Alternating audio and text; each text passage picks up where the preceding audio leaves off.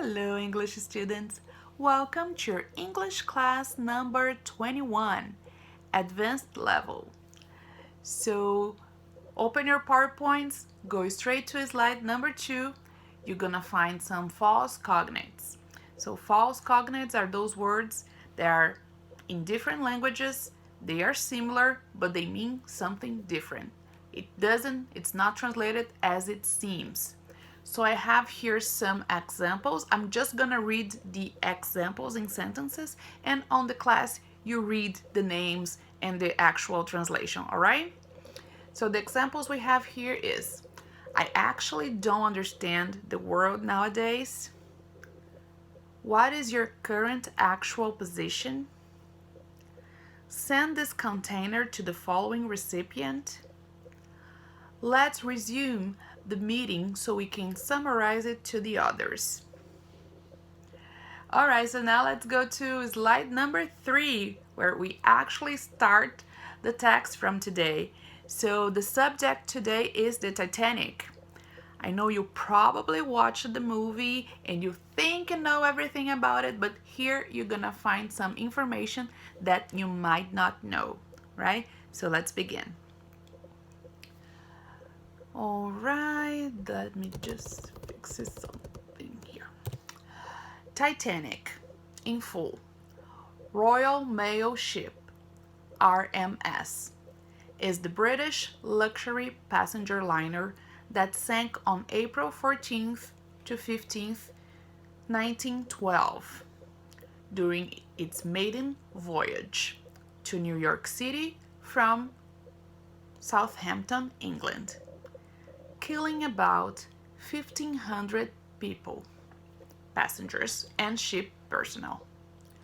One of the most famous tragedies in modern history. It inspired numerous stories, several films, a musical, and has been the subject of much speculation. In the early 1900s, the transatlantic passenger trade was highly profitable and competitive, with ship lines vying to transport wealthy travelers and immigrants. Two of the main lines were White Star, Titanic builder, and Cunard. By the summer of 1907, Cunard seemed to be ready to increase its share of the market with the debut of two new ships, the Lusitania and Mauritania, which were scheduled to enter service later that year. All right. So we have here a very interesting word, which is voyage. You probably know this word from French. In French is voyage, but in English the translation is similar, but you have the different pronunciation. Okay, let's go to slide number 4. The two passenger liners were garnering much attention for their expected speed.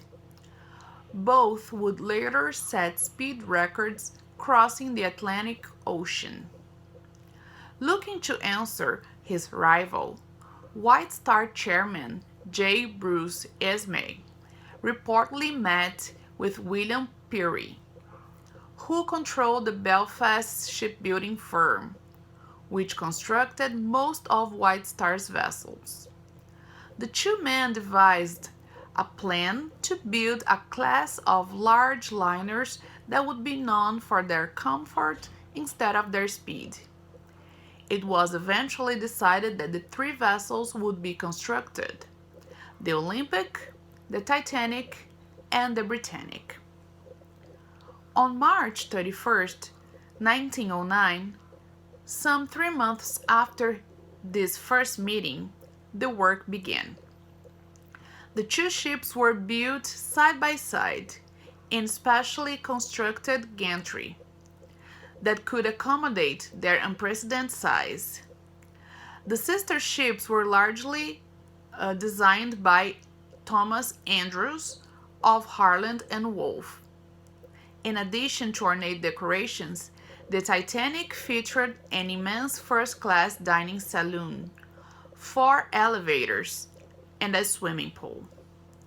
Its second-class accommodations were comparable to first-class features on other ships, and its third-class offerings, although modest, were still noted for their relative comfort. Okay, let me see. I think the words here are fine. Let's go to slide number 5. As to safety elements, the Titanic had 16 compartments that included doors which could be closed from the bridge, so the water could be contained in the event the hull was breached. The system was claimed to be unsinkable. As it prepared to embark on its maiden voyage, the Titanic was one of the largest and most luxurious ships in the world. On April 10th, 1912, the Titanic set sail for the first time, traveling from Southampton, England to New York. On board were some 2,200 people, approximately 1,300 of whom were passengers. Nicknamed the Millionaire's Special, the ship was properly captained by Edward J. Smith, who was known as the Millionaire's Captain because of his popularity with wealthy passengers. Indeed, on board were a number of prominent people, including American businessman Benjamin Guggenheim, British journalist William Thomas Stead, and Macy's department store co-owner Isidor Straus and his wife Ida.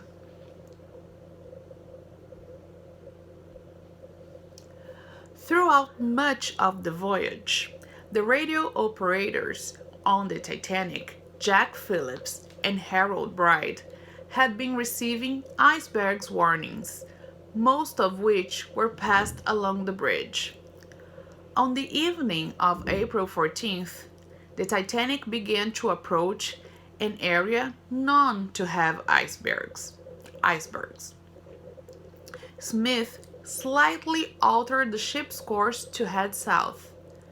However, he maintained the ship's speed to some 22 knots. At approximately 9:40 p.m., the Mesaba sent warning of an ice field. The message was never relayed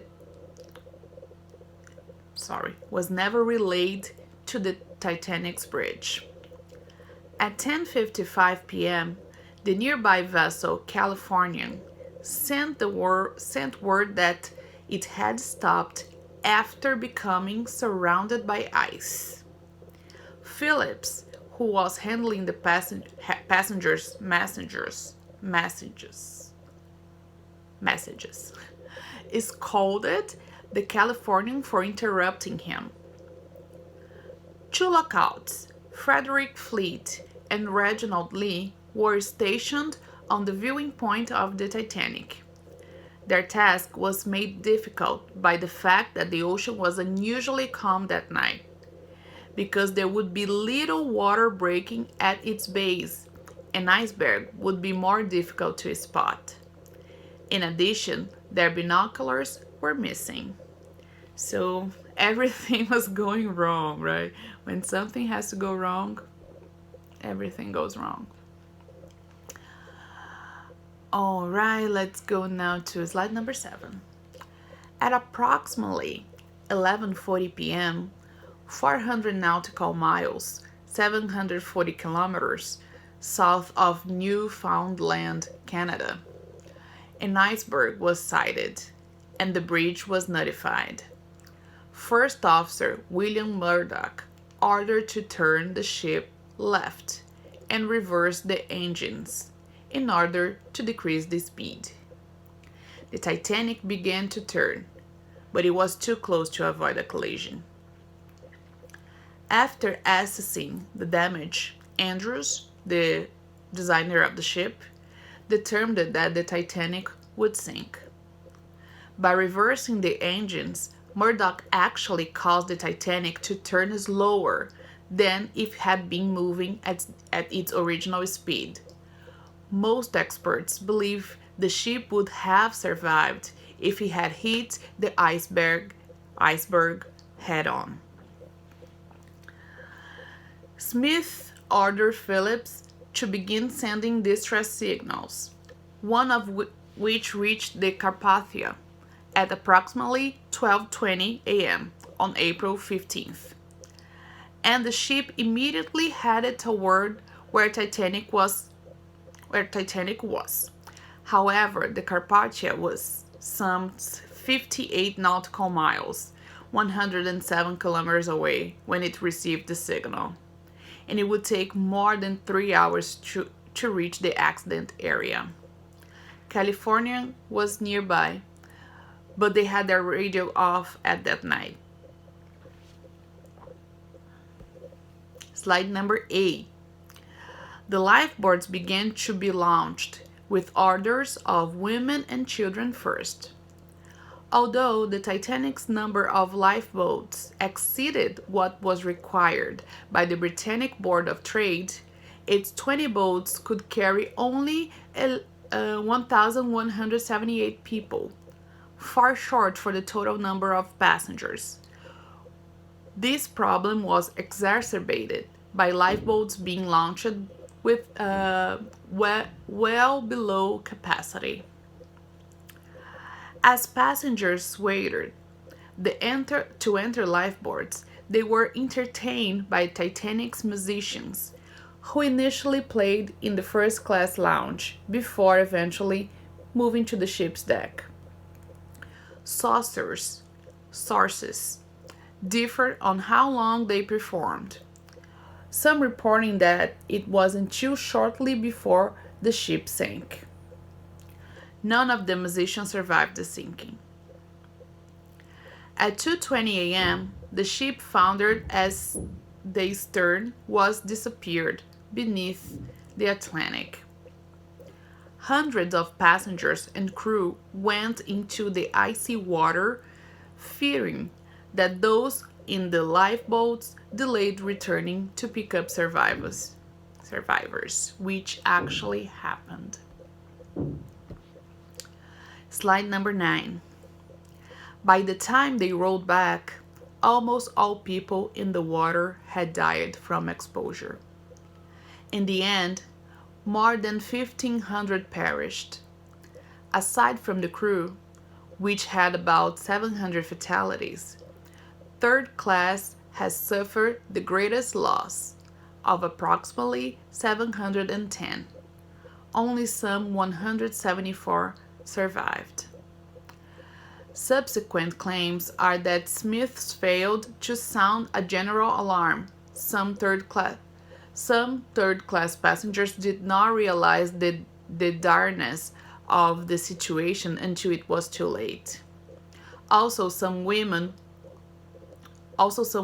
refused to leave their husbands and sons. Countless interpretations and analyses of Titanic disasters transformed the ship into a cultural icon.